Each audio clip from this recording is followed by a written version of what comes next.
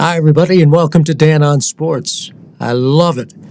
Major League Baseball is considering making some rules changes that I have been advocating.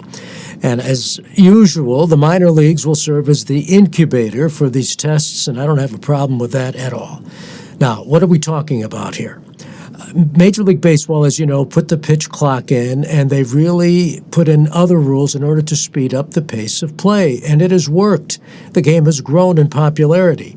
But one of my biggest complaints has been each batter is allowed per at-bat one timeout, and the batters take advantage of it. Whether it's at the major league level or the minor league level, it's a guarantee. Just about every batter during each at-bat is going to request and be granted one timeout. And that's added to the length of the Major League games. The average length increased by 2 minutes, and so Major League Baseball is going to the minor leagues to experiment, as it has done in the past, whether it be the pitch clock, the shift, you pick your rules change, and I think that's terrific. Now, they're going to have various changes at certain levels, and not just batters, but we're going to get into the batter situation for just a moment.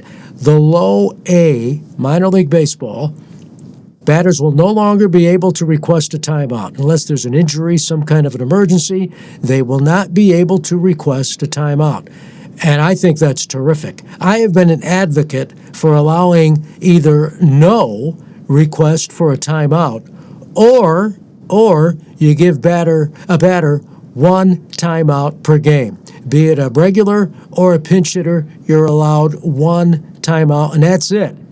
If you violate that rule and step out of the box or whatever and take a timeout or request a timeout when you've already used up your one timeout for the game, then it's an automatic strike on the batter. But the bottom line is, and this is terrific to me, it makes a lot of sense, experiment at the low A ball level with no timeouts at all for a batter. Now, at the double A level this year, it's going to be a little bit different. Batters will continue to have the opportunity to request from the umpire, remember the umpire has to grant it, one timeout per at-bat.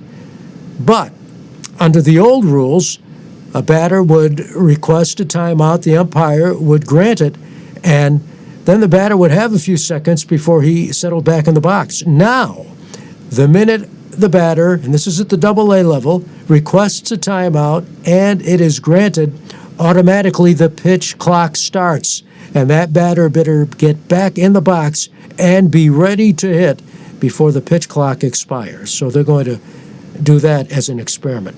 Another thing they're going to do, and I believe it's going to be at the double A level as well, is in the past, pitchers were allowed 2 throws over to a base, and if they went a third time, either you picked off the runner, you got the runner out in a pickoff or a caught stealing, or it was a balk. Now you're going to get one chance. If you throw the second time to a base, you better get that runner out one way or the other, or it's going to be a balk and the batter will be permitted to advance a base.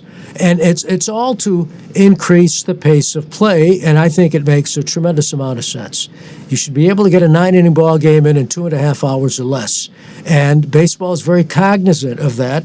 It's very aware the rules changes that they've made to speed up the pace of play has worked, but now it's slowed down a little bit, as of course you look for any edge if you're a batter or any edge if you are a pitcher.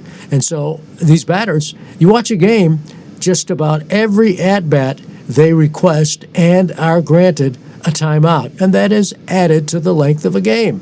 And there's no reason for that. I mean, you should be able to move the game along, and that does slow the game down a bit. So once again, the minor leagues will serve as an experiment, an incubator, if you will, as far as rules changes, and we'll see if Major League Baseball adopts them at some point. One other change has to do with the baseball diamond, which is actually going to move second base closer to home plate and shorten the distance between first and second and third. What is that change? Well, it's going to be just at the International League level, the AAA level, and I believe just the International League. But what they're going to do is move second base in a little bit. The way the baseball diamond is diagrammed, home plate, first base, and third base all fall within where the intersection is of that diamond. And they all fall within the intersection. And second base does not. Second base actually goes past where the lines intersect. Well, they're going to move second base in so that they are all the bases, home, first, second, and third, will all be within where the diamonds, where the lines intersect, be it first, second, third, or home.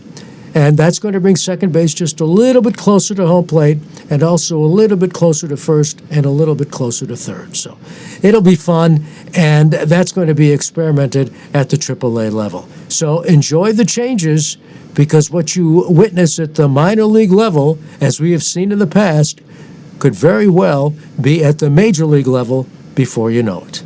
That's going to do it for Dan on Sports. Thanks for watching. Thanks for listening. Thank you for subscribing to my newsletter. And to do that, all you have to do is go to danonsports.com. See you later.